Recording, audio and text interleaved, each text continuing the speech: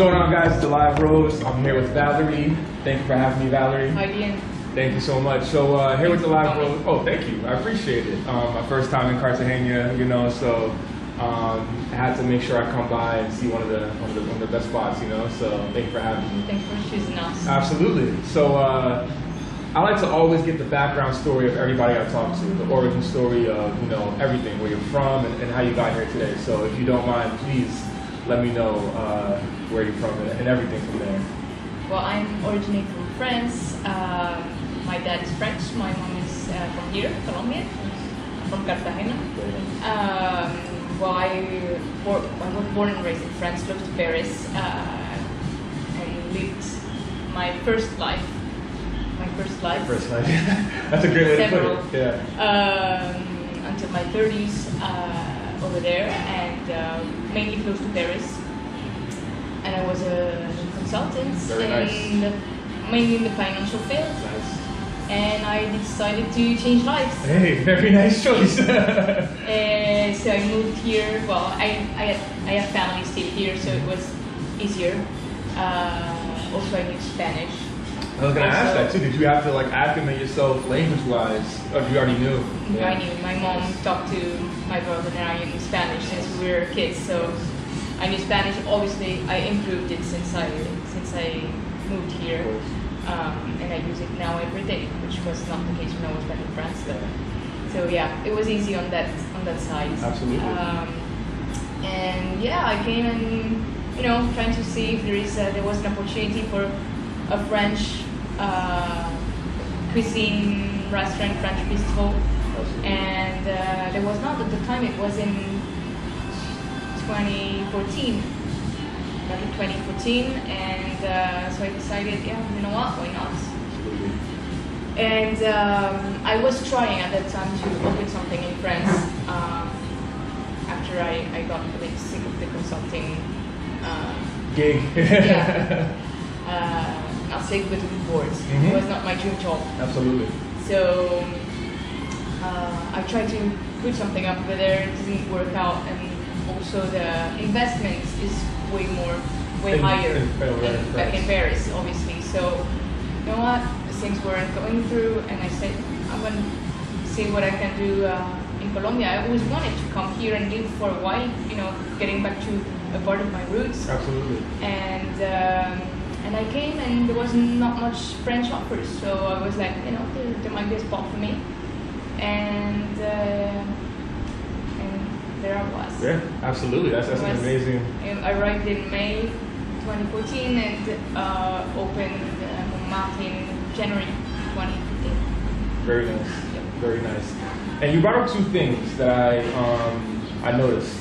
So one big thing, and I think a lot of people in the world, more so probably like first world countries, but like they kind of struggle with when they work is following their passion, following their dream. A lot of the times we get kind of boggled down with the life, of going to school and like making the most money ever, and doing a profession that we don't sort of love. So I'll ask you this: what exactly? I know you said that you got bored of it, but was it any particular things that really made you transition from financial consulting to restaurant life? I always liked food. Yeah. Maybe I like more to eat than to cook. Yeah. Same. Yeah, but I really like good products, how they're done, how they're made, and the story also of the dishes. Like in French, we're very lucky because we've got a big history. Absolutely. Of cuisine, and I saw it was like a good opportunity also to link most of my roots, like the French one, and bring it here, and share it also with the Colombian culture, and mix it up. So today on the menu we have a few dishes that mix ingredients from here and French traditional recipes. For example, the one that comes to my mind is the beef bourguignon, which is a beef stew, like very traditional in France, made with red wine, originally from Bourgogne, Burgundy. I can't. You gotta say it for me. Bourgogne wine, Yeah. and that's why the recipe is named Bourguignon, beef Bourguignon, because it's the wine from there. Absolutely. And we adapted here. Here, 3 hours south from Cartagena, there is a city named Montmartre that does Corozo wine. Corozo is a small fruit that looks like a bit like a grape. The seed is bigger. And now we're doing the beef Bourguignon, but with Corozo wine, not with grape wine. Ooh, that sounds amazing. My mouth is watering already. So it's always nice to try to mix things up. And Absolutely. well, I thought it was like very interesting and a good opportunity to do so here. Absolutely. That's a big thing too. You know, I think finding the opportunity, or more so letting the opportunity come to you whilst having your dream and wanting to do something a little bit different off the path. You know, and for you, it was very unique because, like you said, your parents come from French and Colombian backgrounds. You know, here in Colombia so far, in Cartagena, I've seen quite a bit of diversity, especially in restaurants as well too. You know, you can find different cuisines around the world here quite a bit. You know, and the opportunity, it seems like it's robust as well. You know, having a great idea, implementing it in a way that, you know, like you said, when you came here, it wasn't much French cuisine, or if any at all, probably. You know, and understanding that culture and bringing it here, I think, is precise, and it's just excellent, honestly. You know, the cuisine scene here in Cartagena, well, in Colombia, more globally, and maybe all over the world, is evolving. Absolutely. A lot, and people are more produce focused, and it's very interesting to see how things have changing. Well, I've been here for 8 years, and in those 8 years, things have evolved tremendously in a positive way. For example, CDB that we were talking about earlier, one of the 50 best restaurants in South America is here in Cartagena, and what they do is just amazing. I'm just a little bistro.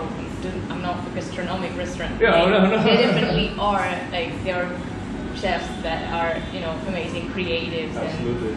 And so it's really nice also to evolve in the restaurant business now, because there is diversity of creativity and of cultures. Absolutely. Also.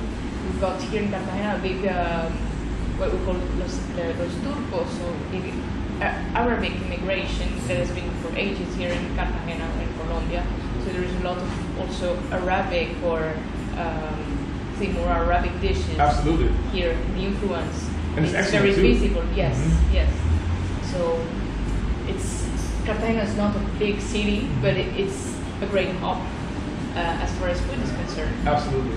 Not the biggest one, because it's a small city, but it's already good for the sizes of the city. It is, and that's what I found too. Is that like I've only been here for about 3 days so far, but it is small. Like, able to get around pretty fast and a lot to see everything. But I noticed that as well, is that it's quite a bit. You know what I mean? It's quite a bit. It's such a concentrated kind of like place. You know, it's quite a bit of different foods and just things in general that you can really take part in and exploring. You know, and like you said, and I want to touch on it a little bit more. It's growing. The food scene is growing.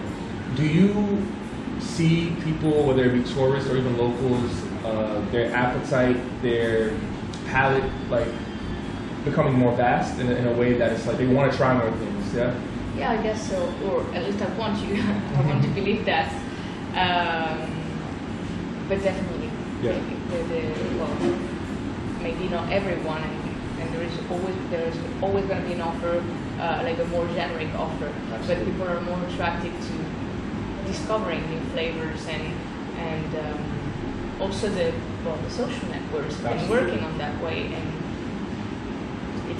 it's good that also we try to focus also on local ingredients, Absolutely. for example, and I know that we try to do it here, trying to try a new vegetable or try a new seed and implement it in our cuisine. So because also we've got the knowledge of or the conscience of small producers, of different providers that we try to also involve in the business. So that's also a part of what we try to do. And as in communication today has been working a lot through that objective. Oh yeah, I can imagine. One thing I like to also ask too is, so challenges building the restaurant. Like I think everyone goes through that. Starting a restaurant, seeing it through, what can be improved, what's going well, of course, but how can we maintain a level of, appreciation for what we're offering. So have there been any challenges that you faced personally, starting it at first, even up till now? Yes, there are challenges every day and on all the levels. Having a restaurant is not only cooking or it's managing, it's having a staff, it's being kind of a mood for your staff. Absolutely. Being able to deal with the unplanned, like everything can happen. Absolutely. So we also been through this pandemic, so it hasn't been easy like to recover. Absolutely. We're still on the process, but we're still here. So it's a good. It has been a very good and very hard challenge. Absolutely. So having a business, be it a restaurant or be it whatever craft that you're doing, it is always challenging. Absolutely. A restaurant might be a bit more complicated because you're dealing with food and with perishing products. Absolutely. So it's a bit more complicated, but nothing impossible.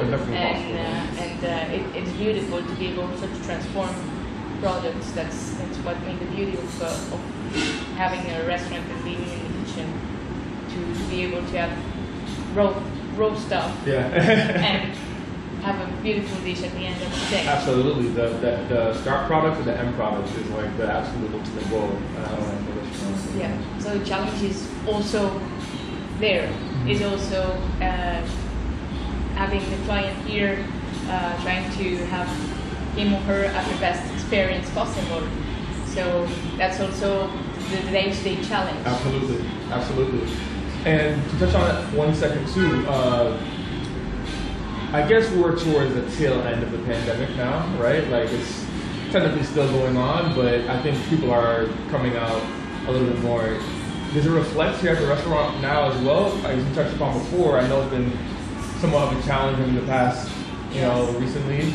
But it feels, the totality of everything feels like people are yearning for that, coming back out and seeing each other and human connection, and food to me is a language for that. Do you see that? Yes, totally. Like here,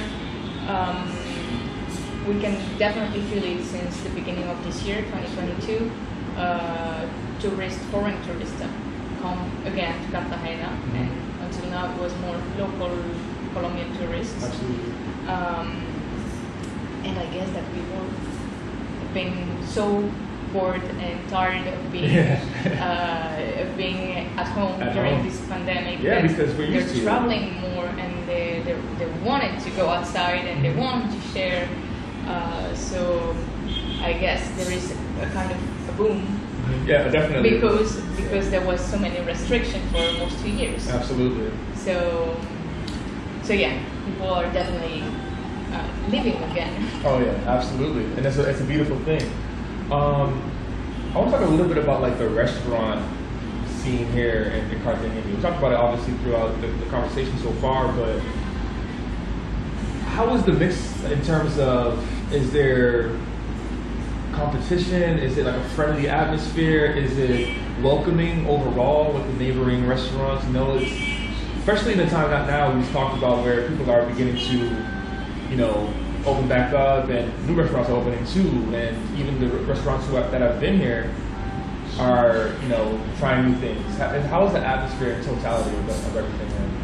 Here, I was like very nicely surprised when I arrived and since I opened, because there is a lot of solidarity, and even more maybe after the pandemic. Absolutely. Now that also that the communication links help a lot. We've got WhatsApp groups for restaurant businesses, and every day people say, hey, I've got a resume here, anyone is interested, or I'm looking for a provider that blah blah X or Y, whatever, and people help each other. Absolutely. And I was amazed. I think it's the most beautiful thing, obviously, to be able to not to keep your provider for yourself. Absolutely. It's totally stupid because it doesn't benefit anyone at the end. So yeah, and there is a nice community of restaurant people or hotel people.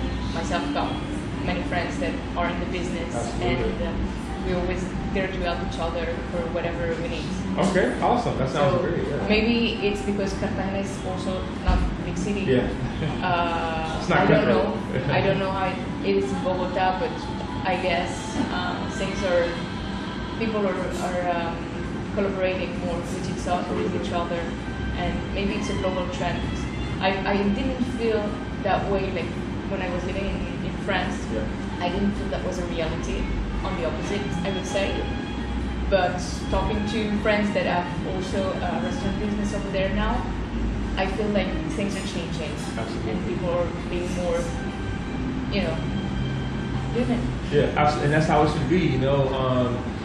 Of course, in life, people go different paths and different journeys, but I think collaboration, I think people are noticing a lot more. I think it could be, like you said, a bit of a global trend, which is great. I think collaborating in the sense of, like you said, even the smallest things, you know what I mean, of, hey, I have this person here who's looking for a particular job or opportunity, I think helps everybody out at the end of the day. And I think it helps people here more in a place where it's such a beautiful place, but it's also not the biggest place. Like you said, in Paris, it's huge, so it can be a bit cutthroat, Here, it's like, it's smaller, but it's vast, like I've noticed so far, So I think it's very helpful. In terms of here, where do you see the restaurant 2 years down the line, 5 years down the line? Not even incorporating the pandemic. I mean, if everything runs smoothly, where do you see yourself in the restaurant here? Since pandemic, I don't project myself that much. But everything can change in any moment. Absolutely. Maybe Montmartre is going to follow. I have some ideas to maybe change a little bit the concept also, because it's been 7.5 years open now, and I evolved a lot.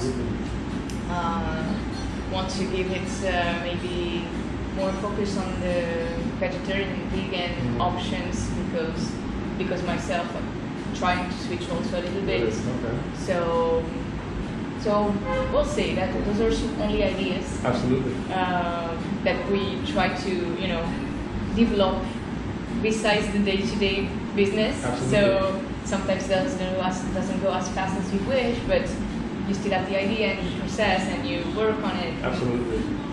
So we'll see. I try not to project. Absolutely. And Europe is also, sometimes I miss Europe a little bit, so we'll see.